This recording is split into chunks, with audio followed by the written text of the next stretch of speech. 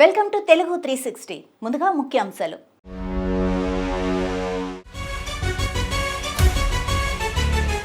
దమ్ముంటే అసెంబ్లీ సమావేశాలు ఏర్పాటు చేయి, రేవంత్ రెడ్డిపై హరీష్ రావు ఫైర్.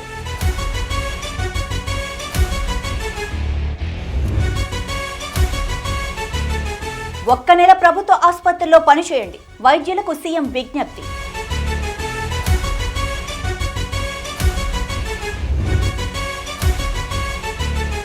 పాసమైలారం బాధితులను కలిసిన మీనాక్షి నటరాజన్, బాధితులకు అండగా సర్కార్.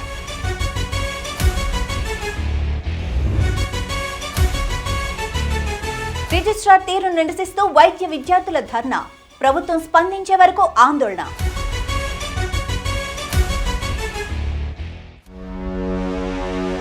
ఇక వివరాల్లోకి వెళ్తే, పాసమైలారం సిగాచి పరిశ్రమలో జరిగిన పేలుడు ఘటనలో తీవ్రంగా గాయపడి మదీనాగూడలోని ప్రణమ్ ఆసుపత్రిలో చికిత్స పొందుతున్న క్షతగాత్రులను కాంగ్రెస్ రాష్ట్ర వ్యవహారాల ఇన్ఛార్జ్ మీనాక్షి నటరాజన్, పీసీసీ అధ్యక్షుడు మహేష్ కుమార్ గౌడ్, మంత్రులు దామోదర్ రాజనరసింహ తదితర నాయకులు పరామర్శించారు. ప్రణమ్ ఆసుపత్రి ఎండీ డాక్టర్ గౌరవ్ను అడిగి క్షతగాత్రుల ఆరోగ్య పరిస్థితిని తెలుసుకున్నారు. బాధితులకు మెరుగైన చికిత్స అందించాలని సూచించారు. పాసమైలారం ఘటన బాధితుల చికిత్స కోసం రాష్ట్ర ప్రభుత్వం ప్రత్యేక అధికారులను నియమించింది. పాసమైలారం ఘటనలో గాయపడి చికిత్స పొందుతున్న బాధితుల ఆరోగ్య పరిస్థితిని పర్యవేక్షించి అవసరమైన సహకారం అందించేందుకు అధికారులను నియమించినట్లు ప్రకటించింది. మార్నింగ్ నుంచి వాళ్ళు నిరీక్షిస్తున్నారు సార్ బాధితులు. వాళ్ళ కనీసం సమాధానం చెప్పేవారు కరువయ్యారు ఇక్కడ. అట్లా కాదు సార్, గవర్నమెంట్ కానీ ఇక్కడ మినిస్టర్ గారు, లోకల్ మినిస్టర్ దామోదర్ గారు ఇక్కడే ఉన్నారు. వాళ్ళ ఫ్యాక్టరీతో కోఆర్డినేషన్ నడుస్తుంది. ఇప్పుడు ఇన్ఛార్జ్ పిసిసి ప్రెసిడెంట్ కానీ, లేకపోతే ఇప్పుడు దామోదర్ గారు, ఇప్పుడు ఇన్ఛార్జ్ మీనాక్షి నటరాజ్ కానీ, దామోదర్ గారు కానీ, మన మహేష్ గౌడ్ ఎందుకు వచ్చారు అంటే ఎప్పుడప్పుడు అటు గవర్నమెంట్ పరంగా సీఎం రేవంత్ రెడ్డి గారు, పార్టీ పరంగా మహేష్ గౌడ్, నటరాజన్ గారు, జిల్లా మినిస్టర్ అందుబాటులో ఇక్కడే ఉంటున్నారు. నిన్న కానీ, ఈ రోజు కానీ, మొన్న కానీ. సరే, ప్రాబ్లం వల్ల ఏంటంటే మిస్సింగ్ వాళ్ళు ఎట్లా చేయాలని కంపెనీ వాళ్ళు ట్రై చేస్తున్నారు. గవర్నమెంట్ గారు, జిల్లా కలెక్టర్, ఎస్పీ గారు కూడా ట్రై చేస్తున్నారు. ఎక్కడ కూడా 0.0 కూడా ఎక్కడ కూడా చిన్న ఇది కూడా తేడా లేదు, ఏం లేదు. నిన్న నుంచి 36 బాడీలలో 18 బాడీస్ని రికగ్నైజ్ చేశాము. ఆల్మోస్ట్ 16 బాడీలు పంపించాము, ఇంకా 2 పంపిస్తాము. ఇంకా 18 బాడీస్లో డిఎన్ఏ టెస్ట్ కొనసాగుతున్నది. మిగతా మీకు తెలుసు, ధ్రువలో, ప్రణామ్లో, పాలసియాలో, స్టార్ హాస్పిటల్లో, యశోదల అన్నిట్లో అంతా స్టేబుల్ ఉన్నారు. ఒక 2 పేషెంట్లు తప్ప ఇంకా 11 మిస్సింగ్ ఉన్నారు. ఇక్కడ మాకేమి ట్రేస్ అవుతలేదు.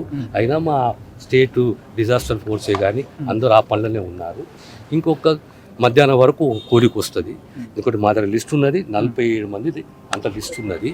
సో ఇక్కడ మనకున్నది 36 మంది మరణము, మిగతా ట్రీట్మెంటు, 11 మంది మిస్సింగ్. దాన్ని కూడా సాయంత్రం మధ్యాహ్నం వరకు ఒక కోరిక వస్తుందని చెప్పి నేను విశ్వసిస్తున్నాను. పోలీసులు బందోబస్తు నిర్వహిస్తున్నారు. బాధిత కుటుంబ సభ్యులు వచ్చి మా వాళ్ళు లోపలి చిక్కుకుపోయారంటే అన్ని బాడీలు తీసేసినాం, ఎవరు లేరు అనేది పోలీసులు చెప్తా ఉన్నారు సార్. వాళ్ళ సమాచారం ఉందా అసలు?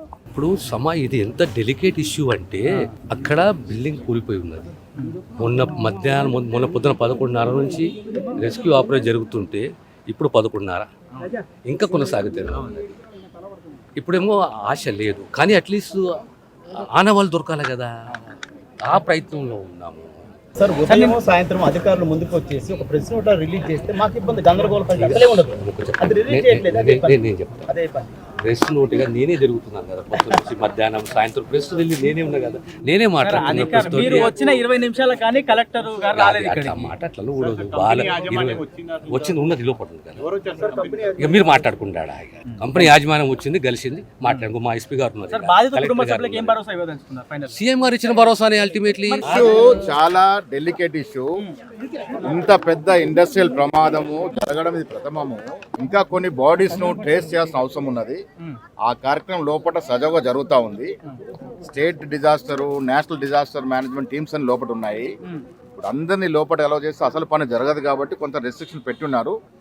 ఏది ఏమైనా ముఖ్యమంత్రి గారు ఇచ్చిన మాట ప్రకారము బాధిత కుటుంబాలని ఆదుకుంటాము. యాజమాన్యంతో కూడా చర్చలు జరుపుతూ ఉన్నారు. అన్ని రకాలుగా చనిపోయిన కుటుంబాలని, పిల్లల్ని, వాళ్ళందరినీ కూడా ఆదుకునే బాధ్యత కాంగ్రెస్ పార్టీది. రాహుల్ గాంధీ గారు దీని మీద చాలా కన్సర్న్ వ్యక్తం చేసినారు. మీనాక్షి మేడం గారిని ఢిల్లీ నుంచి ఉటావుటిని ఇక్కడ పంపించినారు. ఆవిడ కూడా మాతో వచ్చినారు. ఇక్కడ చూసినాము. ఇది చాలా భయానకరమైన సంఘటన. ఆ భగవంతుని ప్రార్థిస్తామని ఇలాంటి సంఘటన మరొకటి జరగకూడదని. ఏది ఏమైనా జరిగిన సంఘటన దురదృష్టం. అక్కడ చనిపోయిన వాళ్ళ కుటుంబాలు అందరినీ కూడా ఎలాంటి ఇబ్బందులు లేకుండా ఆదుకుంటాం. కొంత ఓపిక పట్టాల్సిన కోరుతాం. ఎప్పటివరకు ముగియొచ్చు సార్ ఆపరేషన్? ఎప్పటివరకు ముగియొచ్చు మీ అంచనా? చెప్పలేము. ఇంకా చాలా డిబ్రీస్ ఉన్నాయి. లోపల చాలా లోతుగా జరుగుతూ ఉంది. कांग्रेस अध्यक्ष खड़गे जी ने और राहुल गांधी जी ने अपनी दुख, अपनी संवेदनाएं व्यक्त की है। हमारा पूरा विश्वास है कि जो तेलंगाना की सरकार है वो सरकार पूरी तरह से सभी मृतक परिवारों को और जो भी आज इलाज जिनका चल रहा है उनके लिए जो भी कर सकते हैं वो ज़रूर करेगी। ये तो सही बात है कि किसी के परिवार के सदस्य के चले जाने के बाद उसकी जो क्षति है वो बहुत बड़ी है, उसको हम पूरा नहीं कर सकते, लेकिन अब जो उनके परिवार वालों की देखभाल है उसके लिए हम पूरी तरह से कमिटेड हैं और हम पूरी तरह से उनकी देखभाल में कोई कसर नहीं छोड़े। ఏపీ మెడికల్ కౌన్సిల్ రిజిస్టర్ తీరును నిరసిస్తూ వైద్య విద్యార్థులు విజయవాడ వేదికగా ఆందోళన బాటపట్టారు. ఇంటర్న్షిప్ పూర్తయినప్పటికీ తమకు పర్మనెంట్ రిజిస్ట్రేషన్ ఇవ్వటం లేదని ఆవేదన వ్యక్తం చేశారు. National medical council guidelines ఉల్లంఘిస్తూ తమను ఇబ్బందులకు గురి చేస్తున్నారని వాపోయారు. విదేశాల్లో వైద్య విద్యను పూర్తి చేసిన తమకు లైసెన్స్ మంజూరు చేయాలని విజ్ఞప్తి చేశారు. ప్రభుత్వం స్పందించే వరకు ఆందోళన కొనసాగిస్తామన్నారు. నమస్కారం అండి, నా పేరు డాక్టర్ హర్షిత. నేను అబ్రాడ్ నుంచి ఎంబీబీఎస్ చేశాను.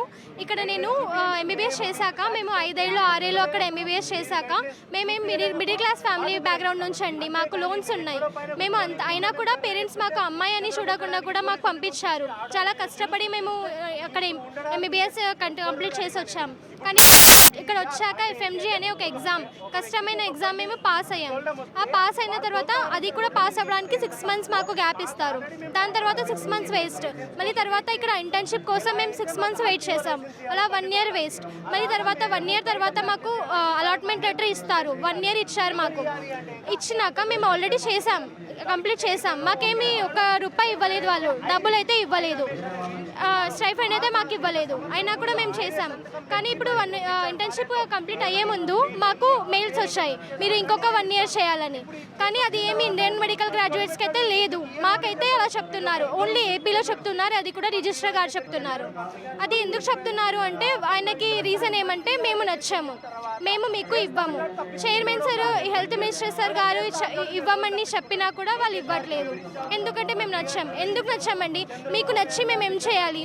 మీరు నచ్చినా నచ్చకపోయినా మీ డ్యూటీ మీరు చేయాలి కదా. మా 2 days నుంచి హంగర్ స్ట్రైక్ చేస్తున్నామండి.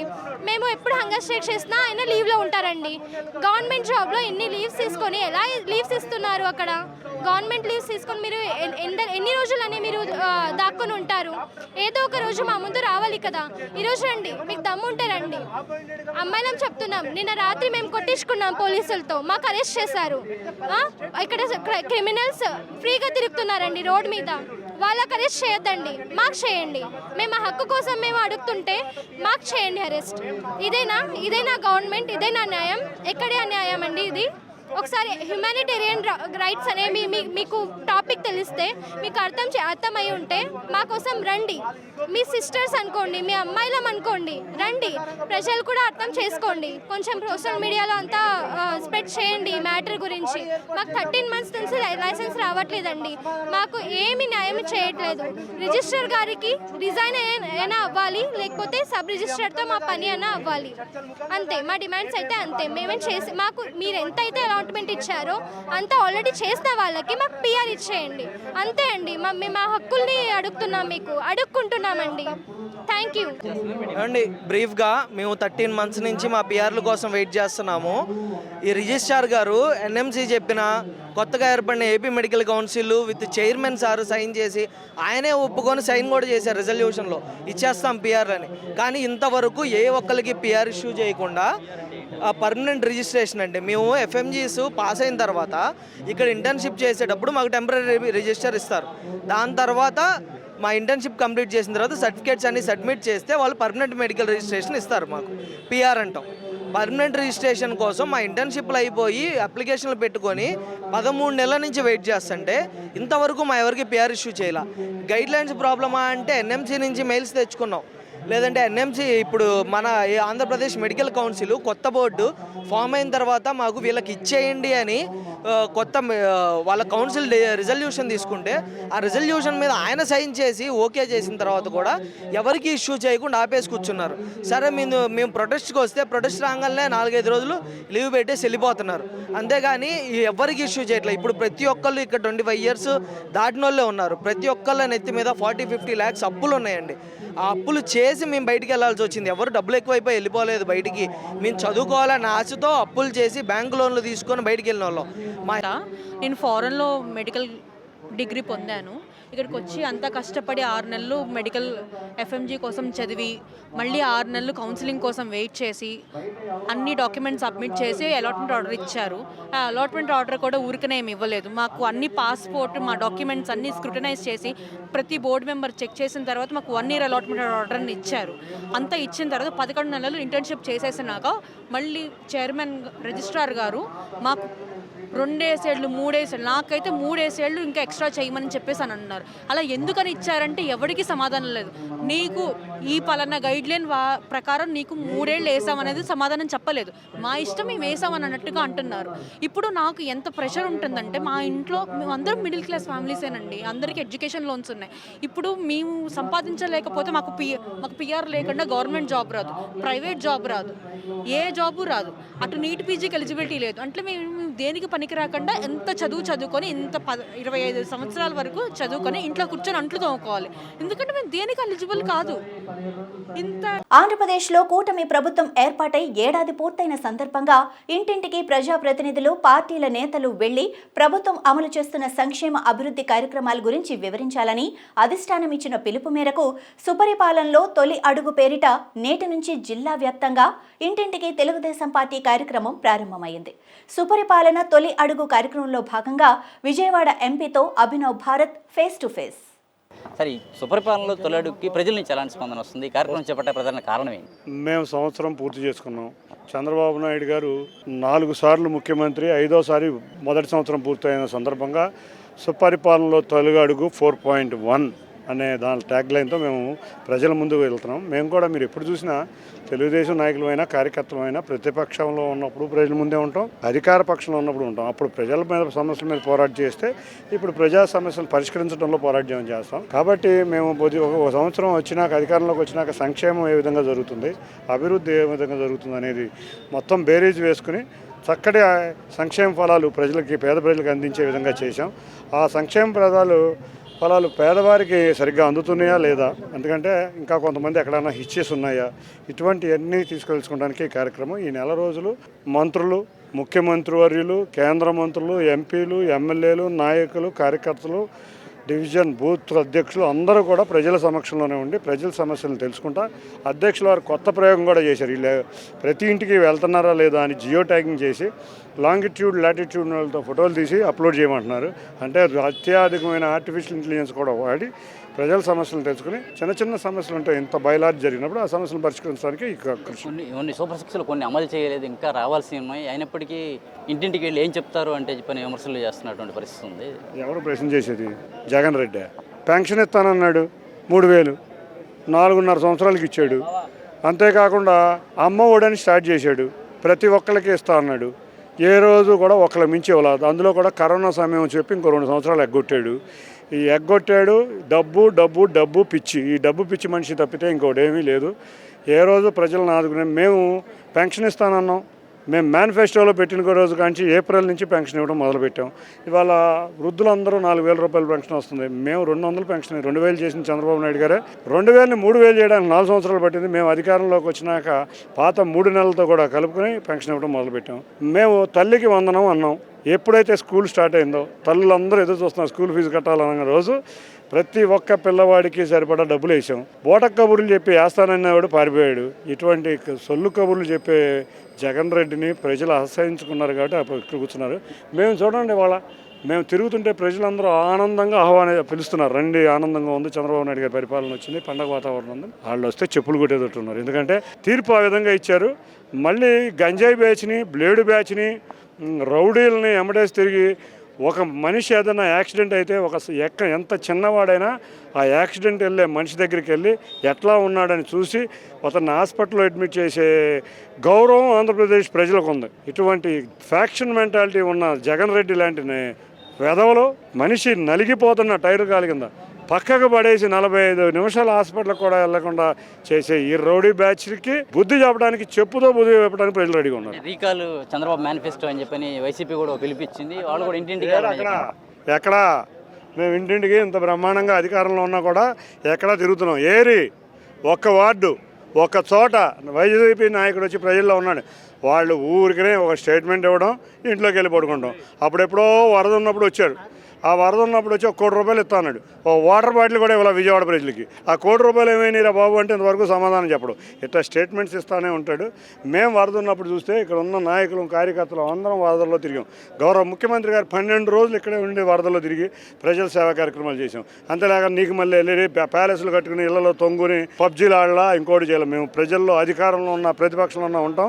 సిగ్గుంటే రా, ఇప్పటికైనా ఇక్కడ ఉన్న నాయకులు ఎవడన్నా సిగ్గుంటే 5 ఇళ్ళు తిరగండి. మేము జియో ట్యాగింగ్తో ప్రతి ఇంటికి తిరగబోతున్న నెల ఒక్కరోజు తిరగమనండి దమ్ముంటే. అసలు వాళ్ళు తిరిగే పరిస్థితుల్లో లేరు. మూల పడిపోయి వెంటిలేషన్ స్టేజ్లో ఉంది. ఆ వెంటిలేటర్ కూడా పోతుంది. ఎందుకంటే ఈ బ్లేడ్ బ్యాచ్లతో ఈ విధంగా చేస్తే ఆ ఉన్న ఒకే పులివెందుల ఎమ్మెల్యే సీట్ కూడా వదులుకుంటాం ఖాయం. యూత్ అయితే ఎమ్మెల్యేలు చేస్తాను, యూత్ అంతా ముందుకు రావాలని చెప్పి అంటున్నారు. ఏమండి ఒక్క విషయం చెప్తా ఏనండి, యూత్ని చేస్తా తొక్క చేస్తా. మాకు ఇవాళ కొత్త ఎమ్మెల్యేలు 84 మంది ఉంది. యంగెస్ట్ పార్లమెంటరీ పార్టీ దేశంలోనే తెలుగుదేశం.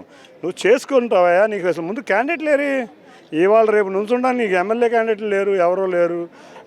ఈ పార్టీ ఆరిపోయే దీపం. ఈ ఆరిపోయే దీపం ముందు అప్పుడప్పుడు వీళ్ళు స్టేట్మెంట్లు ఇచ్చి వెలుగు చూపిస్తారు, కానీ వాళ్ళు ఆరిపోయింది. ప్రజలందరూ చేత్కరించుకుని మేము చూస్తే మొన్న అధ్యక్షులు వారు ఒక విషయం చెప్పారు. మనకి 83% అంత వచ్చింది, ఇప్పుడు 63-64%కి వెళ్ళాం. అంత ప్రజల రీచ్లో వెళ్ళాం. అంటే ఆరిపోయే దీపం అయిపోతుంది. కాబట్టి ఇట్లా స్టేట్మెంట్లు ఇచ్చుకుంటా తిరుగుతుంది. ప్రజల ముందు ఇన్ని కాలనీలు నేను ఇదే అడుగుతున్నా. ఏమా మీ కార్పొరేటర్ ఎవరైనా అడుగుతున్నా, ఒక్కళ్ళ పేరు చెప్పలేకపోతుంది. నేను ఎంపీ అయ్యుండి 7 నియోజకవర్గాలు తిరగాల్సిన వాడిని నేను ఇట్లా వీధులు తిరుగుతుంటే ఇక్కడ ఉండాల్సిన కార్పొరేటర్ 4.5 సంవత్సరాలు అయింది వీడు కనపడడం. ఏందండి వీళ్ళు తిరిగేది ప్రజల్లో? ఇంకా పూటకు మీరు కూడా అట్లాంటి క్వశ్చన్ అడుగుతాను. మీకుందా? ఒక్క కార్పొరేటర్ కాదు, ఒకడెవడన్నా ఆ బూత్ కమిటీ కూడా ఎవడన్నా కనపడతాడా? వీళ్ళన్నీ దోచుకుంటాం అంతే, అంతకు మించి లేదు. తెలంగాణ సీఎం రేవంత్ రెడ్డిపై మాజీ మంత్రి హరీష్ రావు తీవ్ర వ్యాఖ్యలు చేశారు. హైదరాబాద్ తెలంగాణ భవన్లో మీడియాతో మాట్లాడుతూ బనకచర్లపై అసెంబ్లీలో చర్చకు సిద్ధం, సీఎం రేవంత్ సిద్ధమా అని హరీష్ రావు సవాల్ విసిరారు. తెలుగుదేశం చంద్రబాబుతో ఉన్న అనుబంధాన్ని రేవంత్ మర్చిపోలేకపోతున్నాడని, విభజన హామీల ముసుగులో ప్రజాభవన్ వేదికగా బనకచర్ల ఒప్పందం కుదిరిందన్నారు. బీఆర్ఎస్ పోరాటంతోనే కేంద్రం బనకచర్లకు అనుమతులు ఇవ్వలేదని, కేసీఆర్ పేరు ఎత్తకుండా ఒక్కసారైనా రేవంత్ రెడ్డి ఉండగలరా? ముఖ్యమంత్రిగా కాకుండా రేవంత్ ఇంకా ప్రతిపక్ష నేత మాదిరి మాట్లాడుతున్నారన్నారు. ఇప్పుడు చంద్రబాబు నాయుడు గారిని ఈయన ప్రజాభవన్ కు పిలిచిండి ఈ మధ్యలో, పోయిన సంవత్సరం మీ అందరికి తెలుసు. జూలై 6, 2024 జూలై 6, 2024 నాడు 2 రాష్ట్రాల మధ్య సమస్యలు పరిష్కరించుకుందామని ప్రజాభవన్ కు చంద్రబాబు నాయుడు గారిని ఆహ్వానించాడు. ఆహ్వానించిన తర్వాత ఆ విభజన హామీల ముసుగులో గోదావరి బనకచెర్ల చీకటి ఒప్పందం ప్రజాభవన్ ఆధారంగా రేవంత్ రెడ్డి చంద్రబాబు నాయుడు మధ్య జరిగింది. ఎందుకంటే జూలై 6, 2024 నాడు ప్రజాభవన్ లో రేవంత్ రెడ్డి చంద్రబాబు నాయుడుల మీటింగ్ జరిగింది. ఆ తర్వాతనే ప్రాజెక్టు పనులు స్టార్ట్ అయినాయి. రేవంత్ రెడ్డి గారు అదే రోజు ప్రజాభవన్ వేదికగా తెలంగాణ నీటి హక్కులకు మరణ శాసనం రాసిండు రేవంత్ రెడ్డి. ఆ తర్వాత ఏమైంది?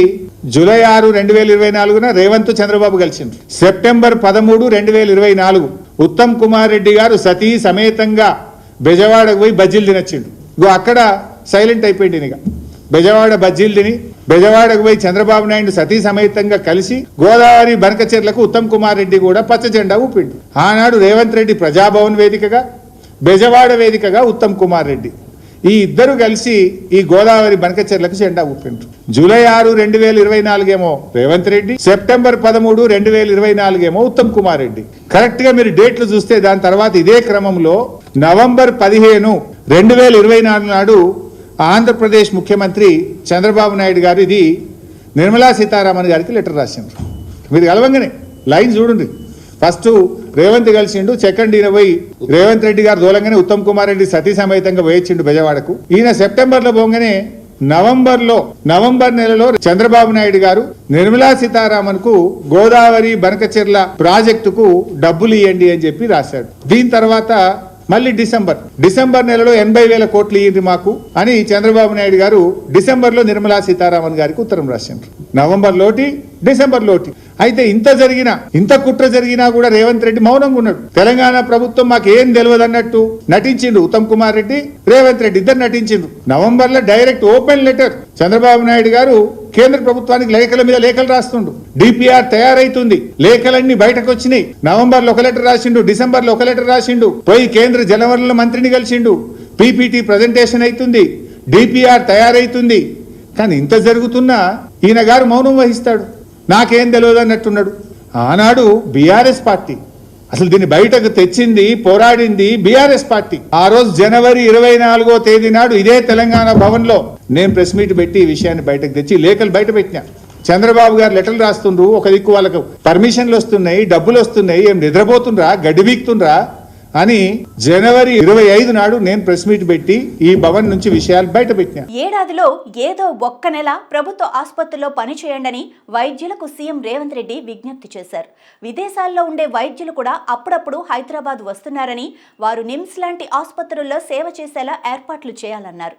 ప్రైవేట్కు ధీటుగా ఆసుపత్రులను సిద్ధం చేస్తామని, త్వరలో 25 ఆసుపత్రులు అందుబాటులోకి వస్తాయని సీఎం తెలిపారు. బంజారాహిల్స్లో ఏఐజీ ఆసుపత్రిని సీఎం ప్రారంభించారు. ఈ సందర్భంగా మాట్లాడుతూ ప్రజలకు రెండో అతిపెద్ద ఆసుపత్రిని అందుబాటులోకి తీసుకొచ్చినందుకు డాక్టర్ నాగేశ్వర్ రెడ్డిని అభినందించారు. ఆయనకు భారతరత్న వచ్చేలా తెలంగాణ నుంచి నా వంతు ప్రయత్నం చేస్తానని, 66 దేశాల నుంచి ఏఐజీ ఆసుపత్రిలో చికిత్సకు రావటం మనకు గర్వకారణమన్నారు. నేను ఈ వేదిక మీద నుంచి రాష్ట్రంలో చదువుకున్న డాక్టర్లందరికీ నేను ఒక విజ్ఞప్తి చేస్తున్నాను. సంవత్సరంలో ఒక్క నెల అయినా ప్రభుత్వ ఆసుపత్రులలో పనిచేయండి. 11 నెలలు మీరు మీకు నచ్చిన ప్లేస్లో మీకు నచ్చిన జీతం తీసుకొని మీకు నచ్చిన లైఫ్ను మీరు లీడ్ చేయండి. సోషల్ రెస్పాన్సిబిలిటీ కింద సంవత్సరంలో ఒక్క నెల ఎక్కడైనా మీకు ఏదో ఒక హాస్పిటల్లో ఒక నెల రోజులు డాక్టర్లు సమయం కేటాయించి పేదలకు వైద్యం చేస్తే డెఫినెట్గా you will get that pleasure. రాష్ట్రంలో యూరియా కొరత ఏర్పడిందని, కేంద్రం నుంచి రావాల్సిన వాటా రాకపోవడంతో కొరత నెలకొందని మంత్రి తుమ్మల పేర్కొన్నారు. 1.94 లక్షల మెట్రిక్ టన్నుల లోటు ఉన్నట్లు చెప్పిన మంత్రి తుమ్మల ఏప్రిల్, మే, జూన్లో కేంద్రం నుంచి 5 లక్షల మెట్రిక్ టన్నులకు గాను 3 లక్షల మెట్రిక్ టన్నులు వచ్చినట్లుగా పేర్కొన్నారు. జూలై, ఆగస్టు, సెప్టెంబర్ నెలలో ఖరీఫ్ సీజన్లో అత్యధికంగా వాడకం ఉంటుందని తెలిపారు. కేంద్ర మంత్రులు ప్రకాష్ నడ్డా, కిషన్ రెడ్డి, బండి సంజయ్లకు తుమ్మల నాగేశ్వరరావు మరోసారి లేఖ రాశారు. నెలవారీగా కేటాయించిన విధంగా రాష్ట్రానికి యూరియా పంపిణీ చేయాలని, యూరియా లోటు వలన రైతులు రానున్న నెలలో ఇబ్బందులు ఎదుర్కొంటారన్నారు. తక్షణమే రాష్ట్రానికి కేటాయించిన యూరియాను పంపిణీ చేయాలని మంత్రి తుమ్మల విజ్ఞప్తి చేశారు. పోలీసులు కాంగ్రెస్ పార్టీ వ్యక్తులను వెంట తీసుకొచ్చి టీ న్యూస్ ఛానల్ లోపల వీడియోలు తీయించారని, ఇంత దుర్మార్గమైన పోలీస్ వ్యవస్థను మేము ఎప్పుడూ చూడలేదని T news CEO Shailesh Reddy అన్నారు. గాంధీ భవన్ నుండి ముఖ్యమంత్రి నుండి వచ్చే ఆదేశాలతో పోలీసులు పనిచేస్తున్నారన్నారు. యాంకర్ స్వేచ్ఛ మృతిపై విచారణకు పూర్తిగా సహకరిస్తామని చెప్పారు. వాళ్ళు ఒక వ్యక్తిని వెనక పెట్టుకొని వచ్చిండ్రు. ఆ వచ్చిన వ్యక్తి మాతో మాట్లాడుతున్నవన్నీ రికార్డు చేసిండ్రు. ఆ రికార్డు చేసిన విషయాన్ని మేము ప్రశ్నించినాం. రికార్డు జరుగుతున్నప్పుడే మేము ప్రశ్నించడం, అడిగినాం ఇతను ఎవరు అంటే ఇతను మా మనిషే కాబట్టి రికార్డు చేస్తున్నాడు అన్నారు. కానీ ఇప్పుడు పోలీసు వాళ్ళని అడిగితే ఆయన ఎవరని అడిగితే మాకు తెలియదు అంటున్నారు. బయటి వ్యక్తుల్ని తీసుకొచ్చి ఒక టీవీ ఆర్గనైజేషన్, ఒక మీడియా ఆర్గనైజేషన్లోకి బయటి వ్యక్తుల్ని తీసుకొని వచ్చేసి రికార్డింగ్ చేయించేసి బయట బురద జల్లే కార్యక్రమం కోసం ఆ వీడియోలను వాడుకుంటున్నారు.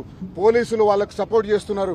ఎవరైతే బురద జల్లే కార్యక్రమం చేస్తున్నారో, ఎవరైతే బురద జల్లాలనుకుంటున్నారో ఆ బురద జల్లాలనుకునే వాళ్ళ చేతిలో పావులుగా మారిపోయి ఈరోజు మా దగ్గర ఇన్వెస్టిగేషన్ పేరుతోటి వాళ్ళనందరినీ తీసుకొని వచ్చేసి ప్రైవేట్ వ్యక్తుల్ని తీసుకొని వచ్చేసి ఆ ప్రైవేట్ వ్యక్తులతోటి వీడియో రికార్డింగ్ చేపించి ఆ వీడియో రికార్డింగ్ని సోషల్ మీడియా గ్రూప్స్లో పంపించి బద్నాం చేసే ప్రయత్నం చేస్తున్నారు. టీ న్యూస్లో పనిచేసే ఉద్యోగులను బద్నాం చేసే ప్రయత్నం చేస్తున్నారు. టీ న్యూస్లో పనిచేసే ఉద్యోగులను టార్గెట్ చేస్తున్నారు. వాళ్ళు టార్గెట్ చేసి వాళ్ళని అవమానపరిచే విధంగా, వాళ్ళ వ్యక్తిత్వానికి భంగం కలిగించే విధంగా, వాళ్ళ వ్యక్తిత్వాన్ని హననం చేసే విధంగా పోలీసులు ప్రవర్తిస్తున్నారు. ఇంత దుర్మార్గమైన పోలీసు వ్యవస్థని మనం ఎప్పుడూ చూడలేదు. రాబోయే రోజుల్లో మేము చెప్తున్నాం, మేము ఏసీపీ గారికి ప్రొటెస్ట్ చేసినాం. సిఐ రాజు నాయక్ గారి దగ్గర ప్రొటెస్ట్ చేసినాం. ఎవరు ఆయన, ఎందుకు ఆయన ఏమనంటే ఇప్పుడు సిఐ రాజు నాయక్ ఎవరైతే ఆయనని వెంట పెట్టుకొని వచ్చిండ్రో ఆయన మాకు సంబంధం లేదు, ఆయన ఎవరో మాకు తెలియదు అంటున్నారు. ఆయన వాళ్ళందరినీ వెంట పెట్టుకొని వచ్చిండ్రు. పోలీసులు గాంధీ భవన్ నుంచి పనిచేస్తున్నట్టుగా కనిపిస్తుంది. పోలీసులు గాంధీ భవన్ నుంచి వచ్చే ఆదేశాలతో పనిచేస్తున్నట్టుగా అనిపించింది, లేదా పోలీస్ కంట్రోల్ రూమ్ లో ఉండే ముఖ్యమంత్రి గారి ఆదేశాల మీద పనిచేస్తున్నట్టుగా కనిపిస్తుంది. ఖచ్చితంగా మేము పోలీసులకు చెప్పినాం, మేము ఇన్వెస్టిగేషన్ కు కోఆపరేట్ చేస్తాం. ఇన్వెస్టిగేషన్ కోఆపరేట్ చేసినాం. నిన్న కూడా కోఆపరేట్ చేసినాం, ఈ రోజు కూడా కోఆపరేట్ చేసినాం. కానీ ఈ రకంగా దుర్మార్గంగా ఇన్వెస్టిగేషన్ అని పేరు చెప్పి రికార్డ్ చేసిన వీడియోస్ అన్నింటినీ బయటికి పంపించి పోలీసులు దుర్మార్గంగా ప్రవర్తిస్తున్నారు. మేము దీనిపైన చట్టపరంగా ముందుకు వెళ్తాం, చట్టపరంగా చర్యలు తీసుకుంటాం. ఖమ్మం జిల్లా వైరాలో బీఆర్ఎస్ నేత మదన్ లాల్ నివాసంలో జరిగిన సమావేశంలో బీఆర్ఎస్ ఎమ్మెల్సీ కవిత కీలక వ్యాఖ్యలు చేశారు. ఇటీవల మదన్ లాల్ మరణం ఖమ్మం జిల్లా బీఆర్ఎస్ పార్టీకి తీరని లోటుగా పేర్కొన్నారు. ఈ సందర్భంగా మాట్లాడిన కవిత కాంగ్రెస్ పార్టీపై తీవ్రంగా విరుచుకుపడ్డారు. ఎక్కడ చూసినా వానలు పడుతున్నాయని, కాబట్టి రైతు బంధు, రైతు భరోసా పథకాలను అమలు చేస్తూ ఎన్నికలకు వెళ్దామని కాంగ్రెస్ భావిస్తోందని విమర్శించారు. బోనస్ ఇస్తామని చెప్పి, సన్నవడ్లు వేయమని చెప్పి బోనస్ పేరుతో బోగస్ చేశారు అంటూ తీవ్ర వ్యాఖ్యలు చేశారు. రైతు భరోసా వేసి ఏదో ఎన్నికలకు పోదామని ప్రభుత్వం ఎంత ప్రయత్నం చేస్తున్నా రైతులు ఎవరు కూడా సంతోషంగా లేనటువంటి విషయాన్ని ఈ సందర్భంగా ప్రజలందరూ కూడా గమనించవలసిందిగా కోరుతా ఉన్నారు.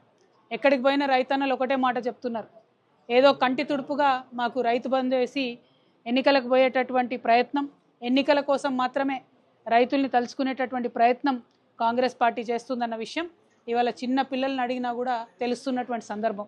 ఎందుకంటే నిన్న మొన్నటి వరకు వడ్ల కొనుగోలులో రైసు మిల్లలు ఇష్టారాజ్యంగా రైతులను వేధిస్తే ఈ ఖమ్మం జిల్లాలో 3 మంత్రులుండి ఒక్కరు కూడా రైతుల్ని కనీసం పలకరించిన పాపాన పోలేదు.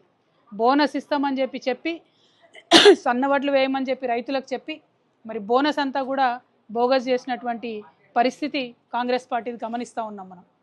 మరి ఇట్లా చెప్పుకుంటూ పోతే రైతుల పట్ల కేవలం ఇప్పుడు స్థానిక సంస్థల ఎన్నికలు రాబోతూ ఉన్నాయనే ప్రేమను కాంగ్రెస్ పార్టీ కురిపిస్తుందన్న విషయాన్ని నాకంటే ఎక్కువ ప్రజలే ఎక్కడికి పోతే అక్కడ మాకు చెప్తున్నటువంటి సందర్భాన్ని కూడా గమనిస్తున్నాం. మరి ఇవాళ మేము కోరేది ఒకటే, మీరు స్థానిక సంస్థల ఎన్నికలకు వెళ్తామని చెప్పి కాంగ్రెస్ పార్టీ చెప్తా ఉన్నది. వెళ్ళే ముందు ఖచ్చితంగా 42% బీసీలకు రిజర్వేషన్ ఇచ్చిన తర్వాతనే స్థానిక సంస్థల ఎన్నికలు పెట్టాలని కూడా మేము డిమాండ్ చేస్తూ ఉన్నాం. మరి స్థానిక సంస్థల ఎన్నికల్లో బీసీ రిజర్వేషన్ ఇస్తామని ఎన్నికలప్పుడు మీరు మాట ఇచ్చిండ్రు, కామారెడ్డి డిక్లరేషన్లో చెప్పిండ్రు, మేమందరం ఒత్తిడి తెస్తే అసెంబ్లీలో బిల్లు పెట్టిండ్రు. కానీ బిల్లు పాస్ అవ్వగానే చేతులు దులుపుకొని అది అక్కడ ఢిల్లీకి పోయింది, మాకు సంబంధం లేదు, కాబట్టి ఇప్పుడు మేము ఎన్నికలు పెట్టుకుంటామని చెప్పి మాట్లాడుతూ ఉన్నారు. ప్రజలు మీ మోసాన్ని గమనిస్తూ ఉన్నారు. తెలంగాణ ప్రజలు రాజకీయ చైతన్యం ఉన్నటువంటి వాళ్ళు, చాలా చురుకైనటువంటి వాళ్ళు. కాంగ్రెస్ పార్టీ ఇప్పుడు మాకేం పని లేదు, కేవలం అక్కడ కేంద్రం నుంచి బిల్లు రావాలి అని చెప్పి దాటవేసే ప్రయత్నం చేస్తే ఊరుకోరు. ఖచ్చితంగా లోకల్ బాడీ ఎన్నికలు 42% బీసీ రిజర్వేషన్ అమలైన తర్వాత మాత్రమే చేయాలని డిమాండ్ చేస్తూ మేము 17వ తారీఖు నాడు, జూలై 17వ తారీఖు నాడు రైల్ రోకోకు కూడా పిలిపివ్వడం జరిగింది. మరి రైల్ రోకో ద్వారా ఖచ్చితంగా ఢిల్లీ మీద ఒత్తిడి పడుతుంది. నిన్న మొన్ననే సుప్రీంకోర్టు నుంచి ఒక తీర్పు కూడా వచ్చింది. ఏదన్నా బిల్లు రాష్ట్రాల నుంచి పాస్ అయి గౌరవనీయులు రాష్ట్రపతి గారి దగ్గరికి వస్తే 3 నెలలకు మించి ఆ బిల్లును పెట్టుకోరాదని చెప్పి సుప్రీంకోర్టు కూడా తీర్పిచ్చినటువంటి సందర్భాన్ని మనం గమనించవచ్చు. మరి ఆ తీర్పును గౌరవిస్తూ వెంటనే భారతీయ జనతా పార్టీ మరి ఖచ్చితంగా బిల్లును పాస్ చేయాలి. 42% బీసీలకు రిజర్వేషన్ ఇవ్వాలని కోరుతున్నాం. ఇవి ఇప్పటి వరకున్న అప్డేట్స్. మరిన్ని అప్డేట్స్తో మళ్ళీ కలుద్దాం. అంతవరకు చూస్తూనే ఉండండి అభినవ్ భారత్.